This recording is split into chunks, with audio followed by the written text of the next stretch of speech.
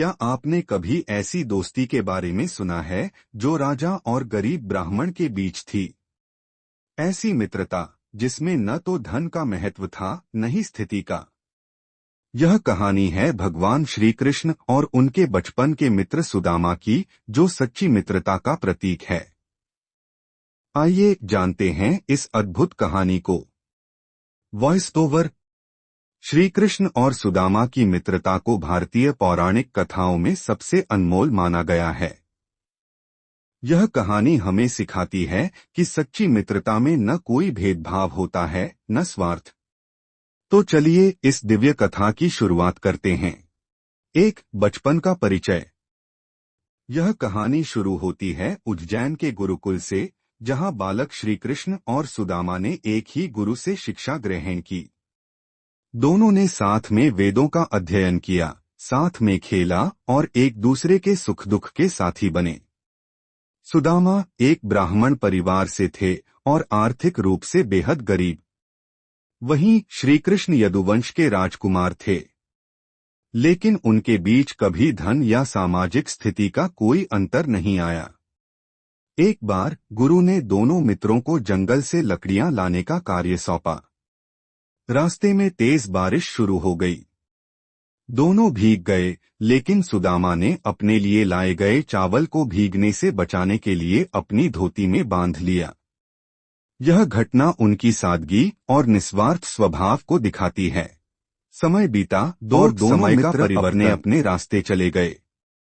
श्री कृष्ण द्वारका के राजा बने और सुदामा ने गृहस्थ जीवन में प्रवेश किया। लेकिन सुदामा की आर्थिक स्थिति बहुत खराब थी। उनकी पत्नी और बच्चों को अक्सर भूखा सोना पड़ता। सुदामा के पास अपनी मित्रता की यादें थीं, लेकिन वह कभी भी मदद मांगने श्री कृष्ण के पास नहीं गए। एक दिन सुदामा की पत्नी ने कहा, आप अपने मित्र श्री कृष्ण के पास क्यों नहीं जाते? वह आपके पुराने मित्र हैं, आपकी सहायता जरूर करेंगे। पहले तो सुदामा झिझके, लेकिन पत्नी के आग्रह पर वे द्वारका जाने के लिए तैयार हुए। 3 सुदामा का द्वारका पहुंचना। अपनी पत्नी से कहा, मैं खाली हाथ कृष्ण के पास कैसे जाऊं? पत्नी ने कुछ चावल बांध कर दे दिए। जब सुदामा द्वारका पहुंचे तो उनके पैरों में छाले पड़ गए थे। लेकिन जैसे ही वे श्री कृष्ण के महल पहुंचे, भगवान श्री कृष्ण दौड़ते हुए आए और सुदामा को गले लगा लिया। श्री कृष्ण ने कहा, मित्र, तुमने इतनी देर क्यों कर दी आने में? महल में सभी हैरान थे कि राजा श्री कृष्ण एक गरीब ब्राह्मण के लिए इतने प्रेम से पेश आ रहे हैं। श्री कृष्ण ने सुदामा के लिए अपने हाथों से पैर धोए और उनके स्वागत में हर प्रकार की व्यवस्था की। मित्रता की परीक्षा।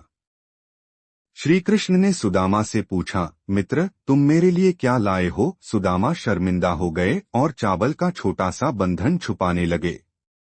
लेकिन श्री कृष्ण ने वह बंधन ले लिया और उसमें से चावल निकालकर बड़े प्रेम से खाने लगे। उन्होंने कहा, मित्र, यह तो अमृत है।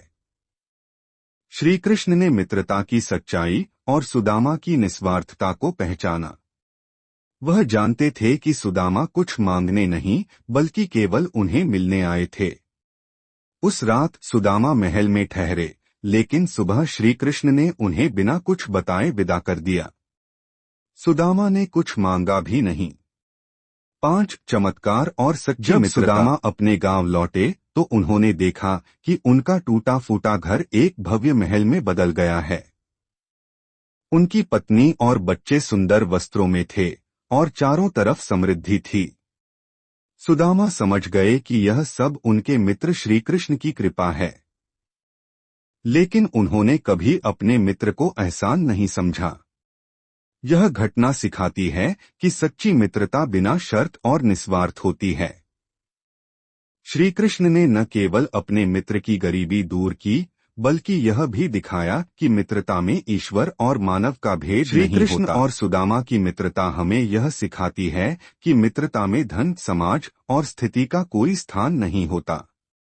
यह कहानी हमें सच्चे रिश्तों की महत्ता समझाती है। अगर आपको भी यह कहानी प्रेरणादायक लगी तो इसे अपने दोस्तों के साथ जरूर साझा करें। और हाँ, ऐसे और रोचक वीडियो के लिए हमारे चैनल को सब्सक्राइब करना न भूलें। वीडियो का अंत श्री कृष्ण और सुदामा के गले मिलने के चित्रण के साथ। धन्यवाद।